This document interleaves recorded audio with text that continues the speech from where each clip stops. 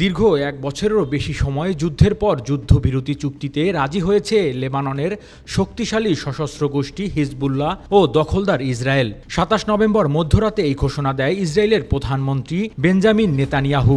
প্রাথমিক অবস্থায় চুক্তির মেয়াদ থাকবে ৬০ দিন, পরবর্তীতে এটি আবারও বৃদ্ধি করা হবে। তিনি জানিয়েছেন তার নিরাপত্তা মন্ত্রিসভা চুক্তির বিষয়টিতে সম্মতি জানিয়েছে। তবে নেতানিয়াহু হুঁশিয়ারি দিয়েছেন, হিজবুল্লাহ যদি চুক্তির শর্ত ভঙ্গ করে তাহলে তারা তাৎক্ষণিকভাবে তাদের বিরুদ্ধে ব্যবস্থা নেবেন।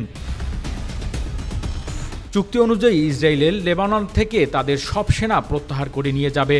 অপরদিকে হিজবুল্লাহ সীমান্ত এলাকা থেকে সরে গিয়ে লিটারি নদীর অপর প্রান্তে চলে যাবে। এছাড়া হিজবুল্লাহ সীমান্তে কোনো অবকাঠামো নির্মাণ ও নিজেদের পুনরায় অস্ত্রে সজ্জিত করতে পারবে না। গত বছর ২৭ অক্টোবর হামাস ও ইসরায়েলের মধ্যে যুদ্ধ শুরু হয়। হামাসকে সহায়তা এর পরের দিন ৮ অক্টোবর থেকে দখলদার ইসরায়েলের অবৈধ বসতি লক্ষ্য করে রকেট ছোড়া শুরু করে হিজবুল্লাহ। এর জবাবে ইসরায়েলেও লেবাননে হামলা শুরু করে।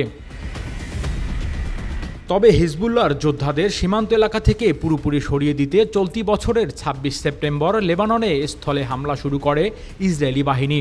যদিও ইসরায়েল যে লক্ষ্য করে স্থলে হামলা শুরু করেছিল তারা সেটি পুরোপুরি অর্জন করতে পারেনি, উল্টো সেখানে ব্যাপক ক্ষয়ক্ষতির শিকার হয়েছে।